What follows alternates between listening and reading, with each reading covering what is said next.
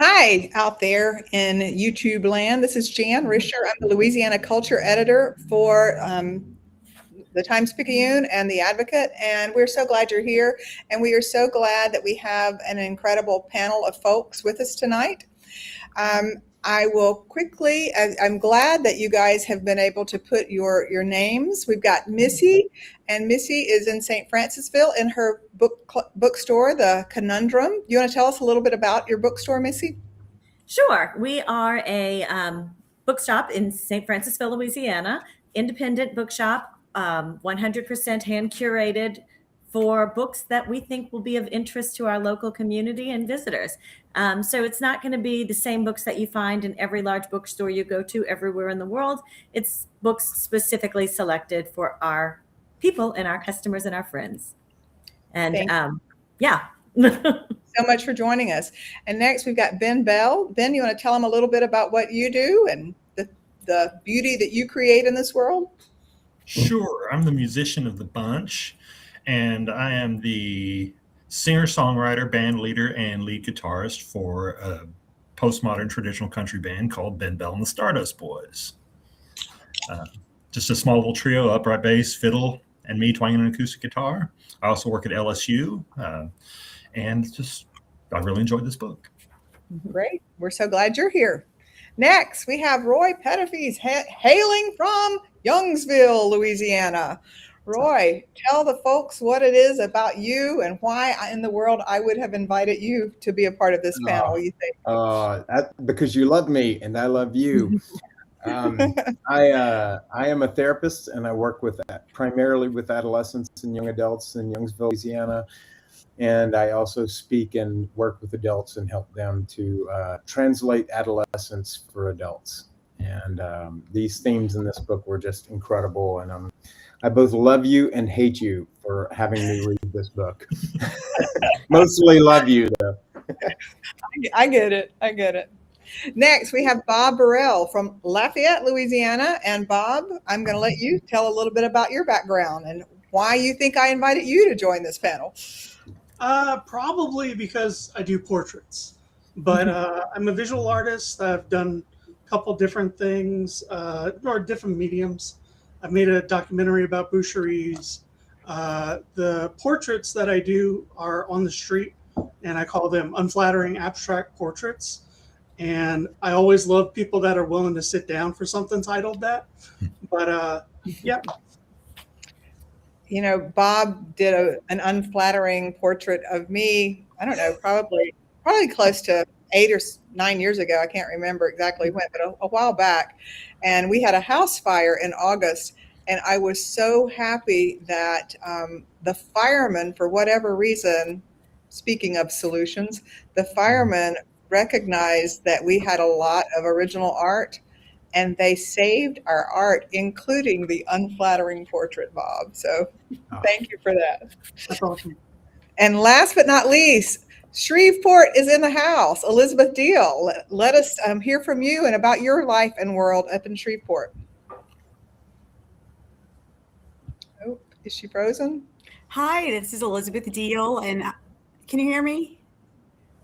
Yes. Now we can. I work in the Shreveport-Bossier office of the Advocate. I'm the features editor, which means I cover people, profiles, music, art, entertainment, food, just everything that kind of fits under that art and cult. And when people write books, I like to write about that too. So usually I see anything that's not hard news is me up here. Well, thank you so much for joining us. And before we got started, Ben asked, first of all, how did you pick this panel? And I think now that you know a little bit about the other people on the panel, it's probably more obvious since you've read the book. But he also asked, what is the Louisiana Inspired Book Club? And this is our, I believe, Lauren Sheremy, who's on tonight, could probably tell me exactly. I believe that this is our 8th or 9th Louisiana Inspired Book Club, and we've done nonfiction and fiction books. And the common thread of all of the books that we pick is it's in sync with the theme of the Louisiana Inspired section, and that is something about it is working toward a solution.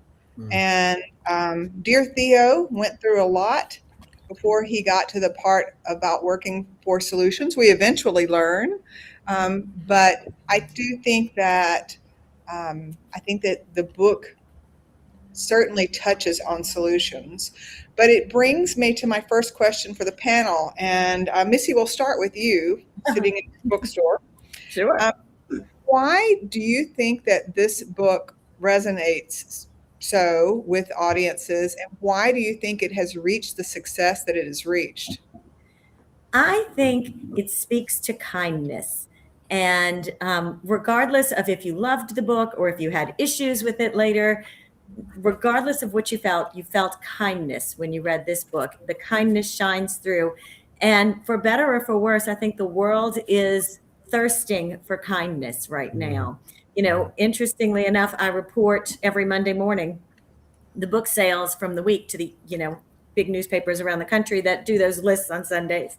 And when I reported yesterday, the thing that stuck with me was Theo was obviously up there. But then the other books that were very high on the list were things like that have been out for years, like The Boy, the Mole, the Horse, and the Fox, again, speaking to kindness. Winnie the Pooh's Walk in the Woods on meditations and mindfulness. I think the world is thirsting for kindness, and this book speaks to that in a big way. And if you've read the book, you probably know a little bit of the story of its author. It's his first book. Mm-hmm. He could not join us tonight because he is working on a second book. I'm sure he is. The sequel. So that'll be interesting to see what happens with that. But he took a very unorthodox path to incredible success. And one of the things I thought was so interesting was that I can't remember who it was, a niece or someone was involved with helping him launch it when he had finished it. He's a judge, and she sent it to every friend he had and asked them if they would buy it, and if they would, after they read it, give it to someone. And it just grew almost virally from that. And it was published originally, help me, Missy, was it 2023 or 2024? It was a while ago. It was, I want to say, wait a second, I have the book right in front of me. I should be able to see this. If I could actually see, it would be one thing. 2023. Yeah, okay. And then it didn't get a big time publishing, so he self-published it. Right. And then Simon & Schuster picked it up, and I think it came out in the fall of 2025 in this version. So, right. So we were selling the paperback for a while, and it was just very slowly but consistently going off the shelf when it was his. Then all of a sudden it blew up and you couldn't get copies. And then you found hardcovers being released again. And then 2 weeks after that, paperbacks being released again. And all of a sudden it's everywhere. It was an amazing feat, because that doesn't happen often, that someone self-publishes and then gets the huge success. Right. So it is one of those books. It reminds me a little bit of that book that came out in the 90s, All I Ever Needed to Know, I Learned in Kindergarten. Mm-hmm. It's a book that everybody started reading and everybody loved. And my mother was a reading teacher, and people kept telling her, this is the best book I've ever read. This is the best book I've ever read. And my mom read it. She said, well, it's certainly not the best book I've ever read. It was nice, but it's not the best book. But I do think it has struck a chord for readers and non-readers. That's my point. Yeah. Mm-hmm. Roy, what do you think about why the book resonates so?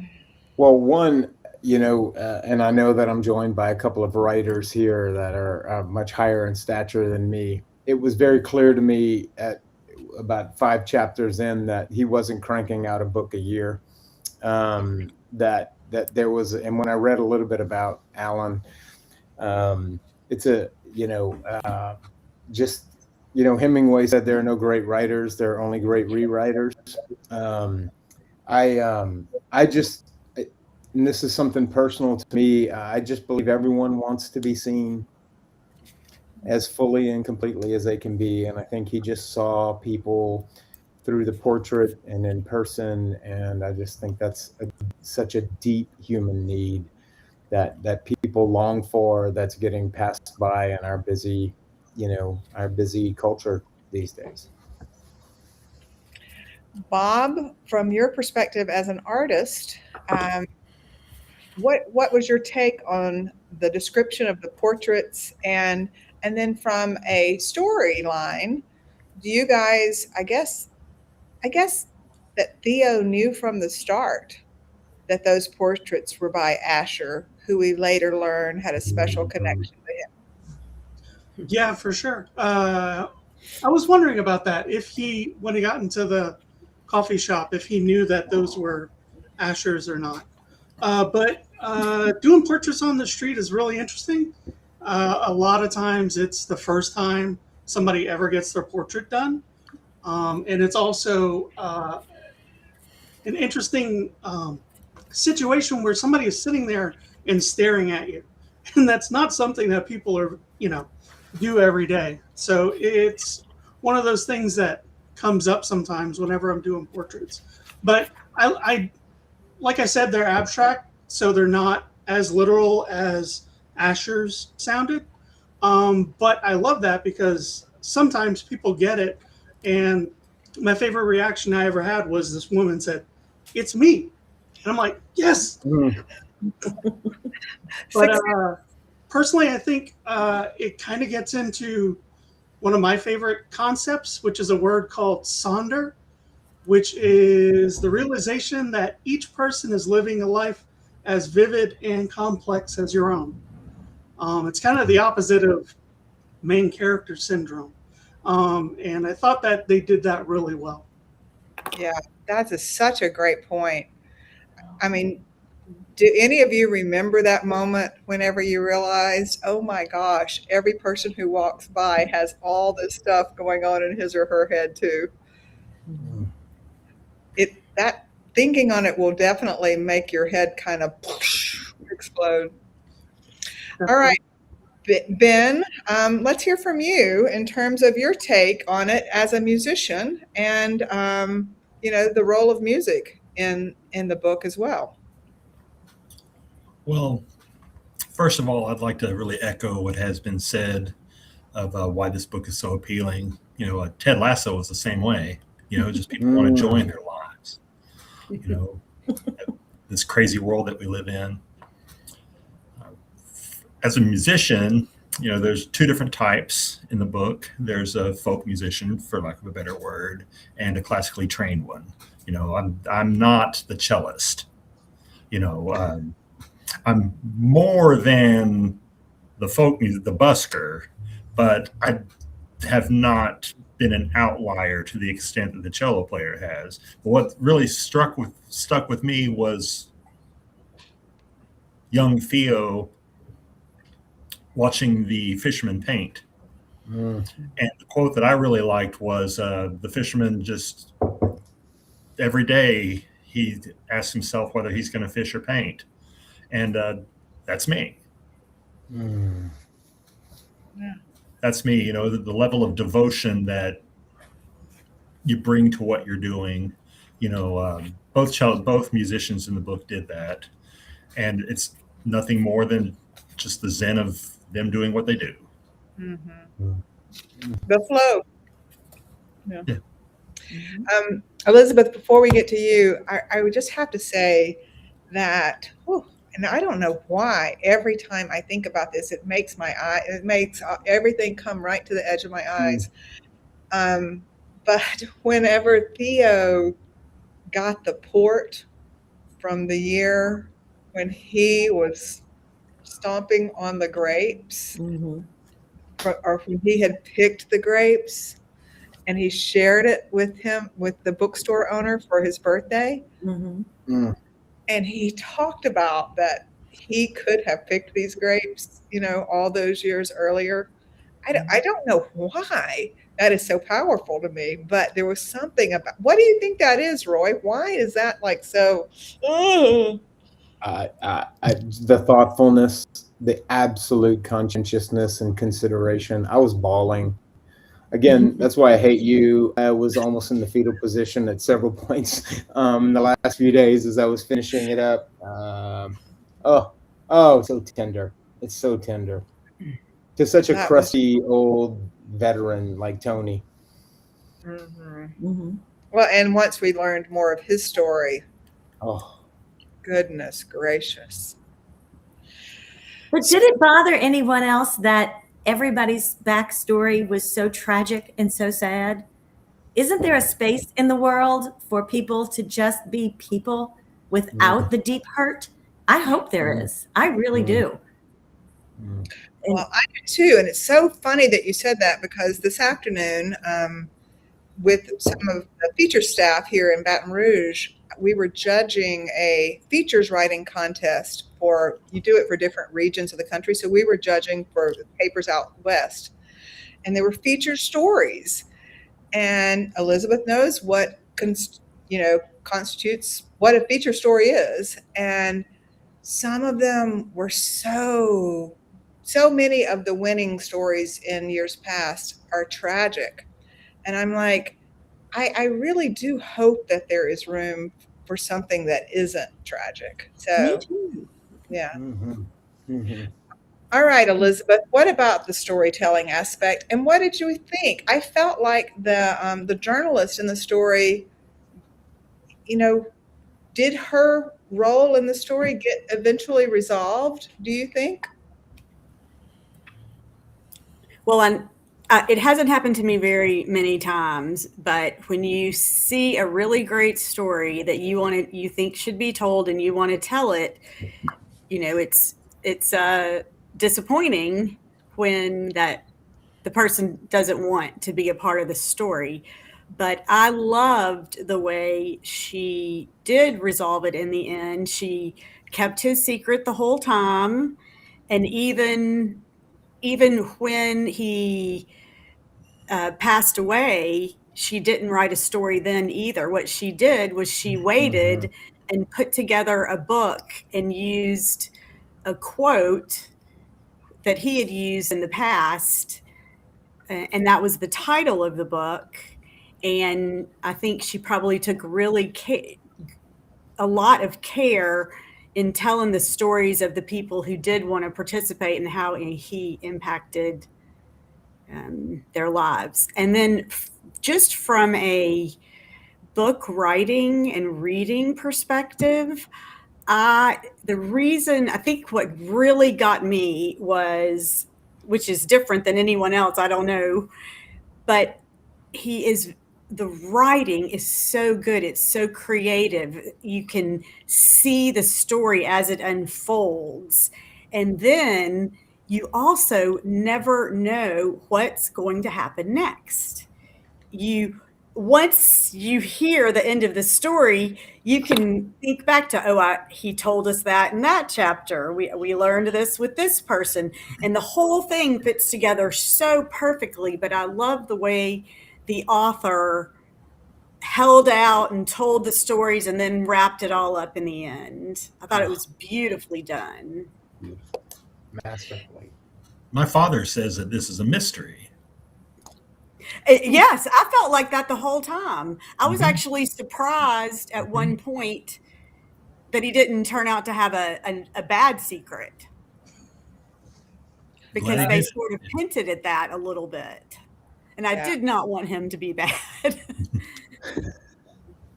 I don't think he was bad, but I think he could have been kinder to certain people. I don't know, spoiler alert. Okay. But when I got to the end, I was actually very disappointed to learn the big reveal at the end as to who he was and who he was to other people in the book, because he spent that year getting to know them, but never gave them the chance to know him as who he really was. And I find a deep unkindness in that. Well, don't you think that that's what Asher would be thinking? I do. Yes. Right. And he seemed to just accept it and move on. But to me, that would have, I'm sorry to say, I would have been angry that I didn't have that chance in that year. And you can say, well, he didn't know this was going to happen, but he was, 88 years old? He knew his time was limited, balcony or no balcony. He knew his time was limited. And the way he wrote that letter it didn't sound like he was ever going to tell him. Yeah. I think he deserved to know. Just saying. I loved the book. I did, but I had issues. Then again, maybe that's just the quote that should be on my tombstone. We had issues. We'll be kinder than that. I was disappointed that there was not a reunion between Ellen and Willa, because they told us who Willa was, and she showed up in Golden and visited Mr. Ponder, but then we never find out. What? Maybe that's the next book. Well, they did say the next book is about Ellen. Oh, That's so right. maybe it's I bet we just solved part of that mystery. So. we did. But did you say the next book is about Ellen? Uh-huh. Oh, well, good. Well, then That's it's a open. rumor. Bob, what are your thoughts on all of that? I mean, it's obviously an incredibly good book. I was wondering, do y'all think there would have hit a point where he would have told everybody who he is? Didn't seem like it. Again, he was 88 years old. He knew his time was limited, right? Yeah, We don't live forever. I'd agree. I don't think that was part of his plan. I don't know what his long-term plan was, but did a good job for a year. That's for sure. One of the things that I thought was so interesting is like Mr. Ponder and Mr. Ponder's secretary, was it Gidley? Something with a G. Yeah. Gidley. I think it's Yeah. Gidley. Mhm. But even the apartment that he rented, like I could see those so clearly in my head. Like I know those people, Mr. Ponder and Mrs. Gidley, and what that apartment looked like. I thought that was really interesting. And I don't think that's about, I'm not a big fan of Southern exceptionalism. So I don't think that that's a matter of being Southern. I just think that if you've been paying attention wherever you are, you know that there are those kind of people. So I thought that the minor characters were interesting. And like, why was the first girl, Manette, her father, why did he have to be such a terrible guy? Yeah. Again. Yeah. I think maybe because we don't know it at the time, but they're only half brothers. Yeah, And but so I think maybe he was I don't know, making that guy look. Then you say, oh, we get it now. They're not exactly related. yeah. But also just Manette often said, I wish Asher was my dad, or I wish my dad acted more like Asher. Mhm. Mhm. Ben, what did you say?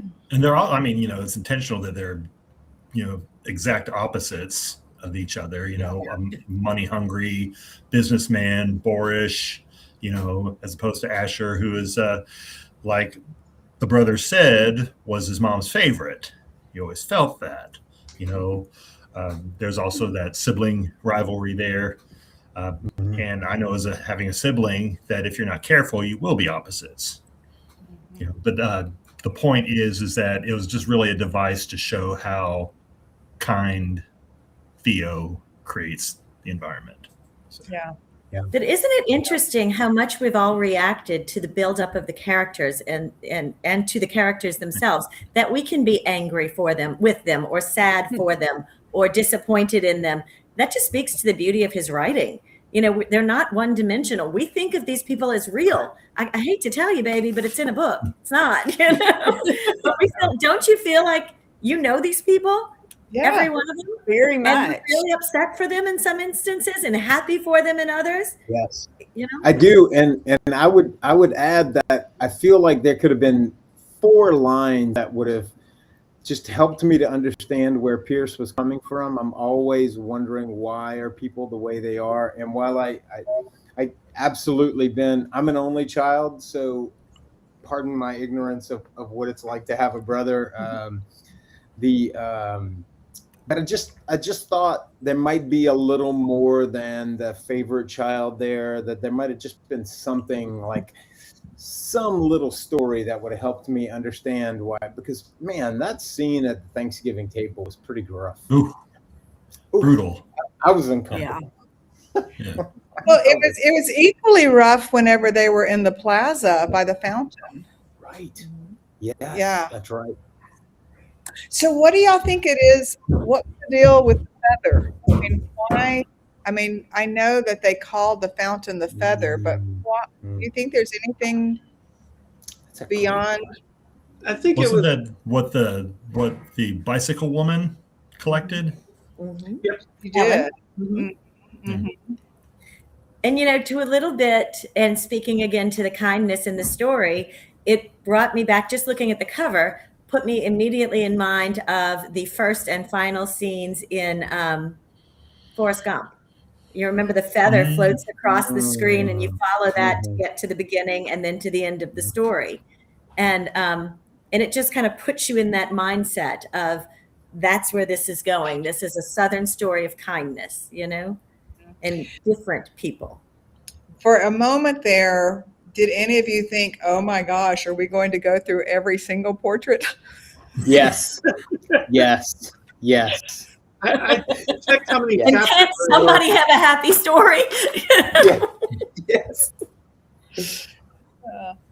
Yeah, it was brutal in the sense of the immigrant who was driving, who went to jail. Ugh, just The angry boyfriend.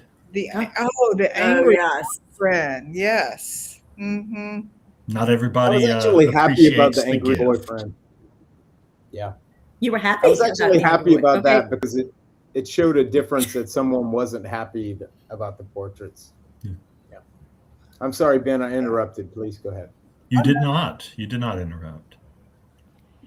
I Um, was wondering if there was going to be somebody that didn't have a great reaction to the portrait, whether it be that they don't like it or whether it be that they felt jealous of it somehow, which is kind of what happened with the angry boyfriend. have you had any experiences along those lines, Bob? Ish. um, I love it when I can see like a little bit of surprise whenever they see their portrait. And it's always heartbreaking when it's just like totally nonplus. But sometimes you'll get some that are amazing. Like there was this one beautiful woman that sat down. I did her portrait and I gave it to her, and she said, "I look sad." And I'm like, "Well, that's going to stick with me forever." Which brings us to a great point. Like the whole thing, Missy, to your point of the element of sadness in all the portraits. Mhm. Good point. Good point brought up, y'all. I think that it showed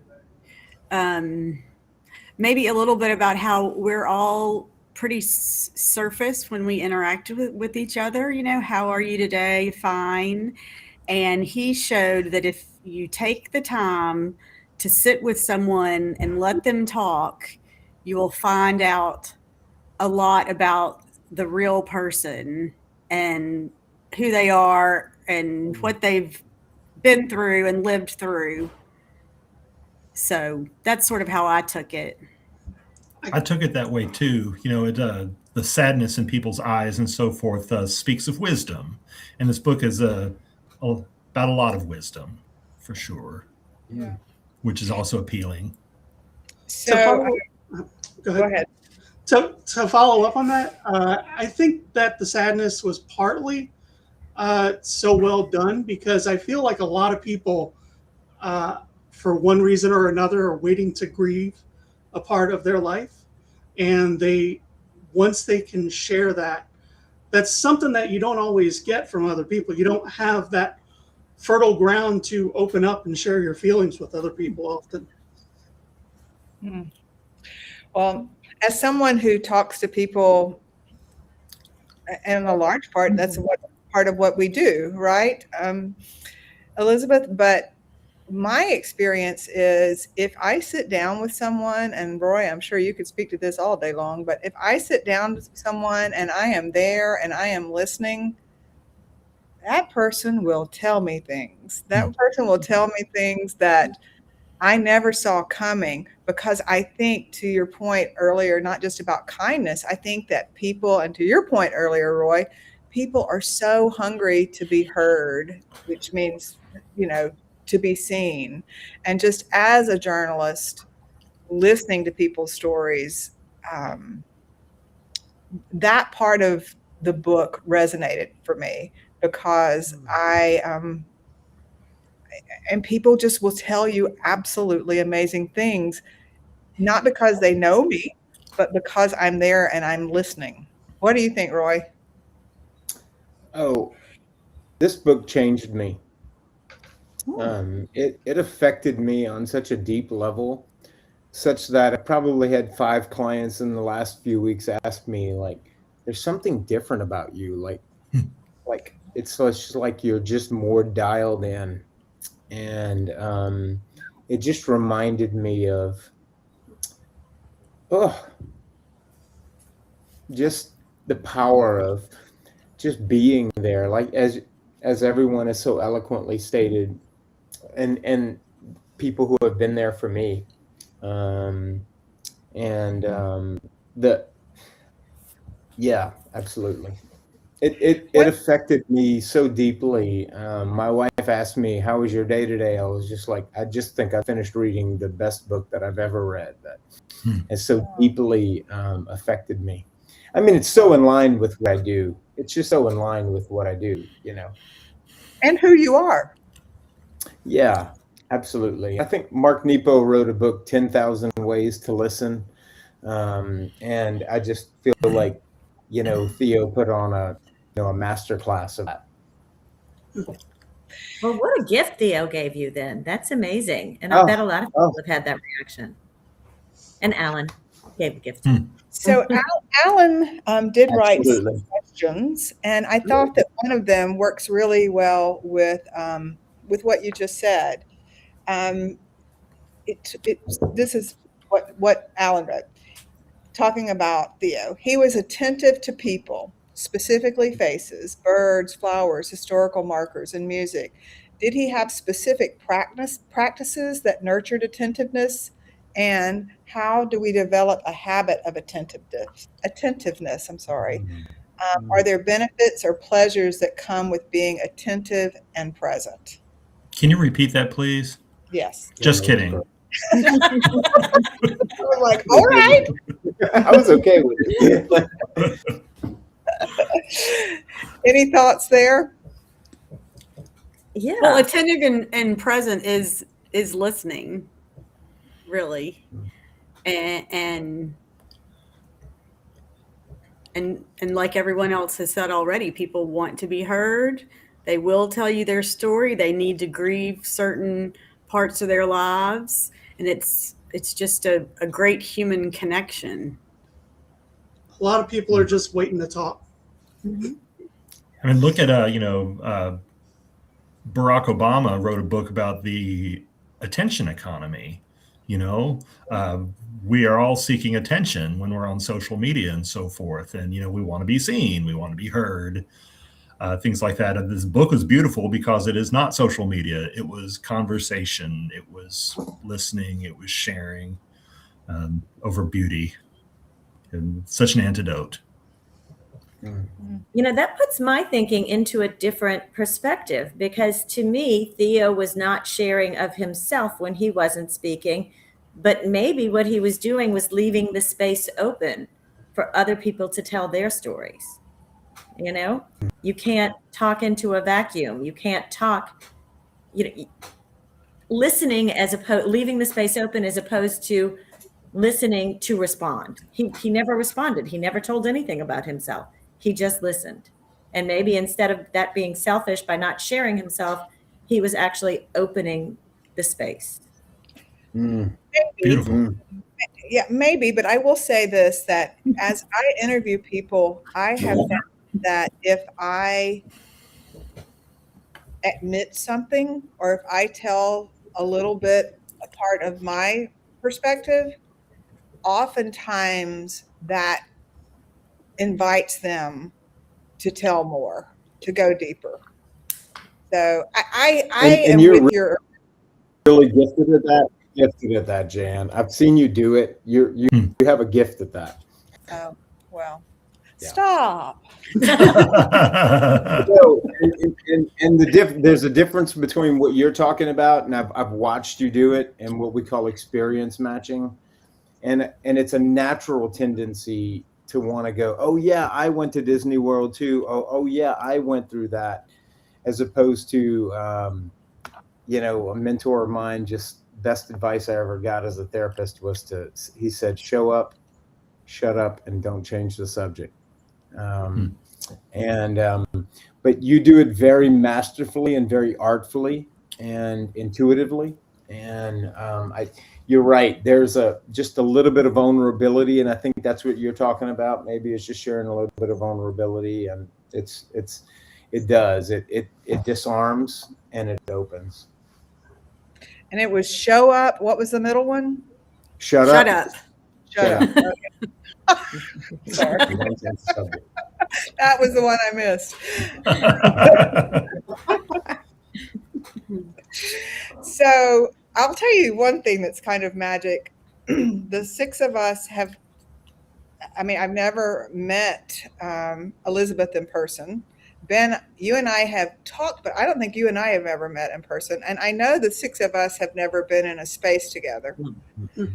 And for a book to promote or to create a space for this kind of a conversation, there is some magic in that. Absolutely. Indeed. I feel like we're at the Thanksgiving table. But no one's Before yelling. the brother comes in, right? Which is just such a beautiful. No Pierce. No Pierce. Yeah. So Roy has already shared a little bit about how the book has affected him, but does anybody else have any thoughts on that? Well, I was a little, just like Missy, very disappointed that Asher was left without the ability, to follow up. And, that just was so incredibly sad to me. But as far as just the book in general, I found it inspirational, like, I don't know, about the kindness or the listening or the caring about other people or finding a purpose in life that, is just yours and you can help other people with it. Just in general, I thought it was sort of inspirational way to look at life and how you might, or how I might move forward, remembering all those things.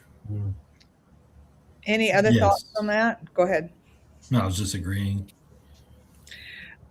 One thing that did just crush me that we haven't really touched on is the fact that the little vandals messed up the cello and broke the cellist's arm. Worst scene of the book. I could barely make it through that. Like every single night, y'all, I watch beautiful, happy K-dramas because it is a fabulous escape for me. The last thing I do before I go to bed, it is a different world. I can't do anything except watch my K-drama because I don't understand what they're saying. And it is about beauty. And that part of the book, even though there was so much beauty in the book, that part of the book was like hard for me to make it through. And as lovely as the funeral was, I don't think that it made up for that. Which I guess is part of the point. By the way, do you guys know that Alan Levi is quite spiritual, and he has been on tours and he has spoken at churches in Lafayette, Louisiana. Yeah. Before he became a writer. That tracks. Yeah. That tracks. I thought that was fascinating. Yeah. Well, it's like attentiveness, mindfulness, being aware of everything on a walk and so forth. And that's what it inspired me to get back in touch with. I do take breaks during, my 2 15-minute breaks and a 30-minute break, and I unplug and I get out and walk. But still, sometimes I find myself getting in my head, the spirituality of just scientifically observing, just as inspirational. That's a kind of recharged me to focus on that a little bit. The bird watching and Yeah. just all the the waters, the rivers, everything he was so interested in, it made you think, gosh, I should look around and really enjoy that stuff too. Yeah, it's like, And Well, thank you all so much for being a part of this. I don't know. I just lost my lights. I don't know what happened. Let me move around. The newspaper has a thing where all the lights go. Hold that thought. That's too funny. we see you. We see you.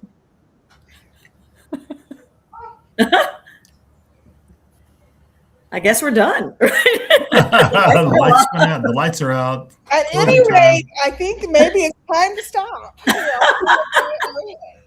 I'm in an office here. Office and all the lights went out. Hilarious. Did somebody say it was a mystery? It's the seance part of our conversation. Thank you all so much for being a part of this. And for the readers and watchers out there, we appreciate your participation. Looks like we've had several hundred folks watching and with us already. And if you do have more questions, please send them in, and I will invite our panelists to give feedback further. But I appreciate you taking the time to do this. It's meaningful to me. And I must say that it was a busy day and I wasn't sure how tonight was going to go. But even though it's dark in here, I feel all lit up and bright. So I appreciate you all for being a part of this. Thank you so much. thank you. Thank Thank you. you, Jan. you. Good meeting every one of you. Y'all keep, You too. y'all keep being Absolutely. beautiful. Likewise. And everybody read the book. Yes, we recommend the book. Read the book. Go to Conundrum in St. Francisville. And go to What he Missy's said. bookstore. It's great. What There, they said. All right. Thank y'all. Good night. Good night. Right. Night.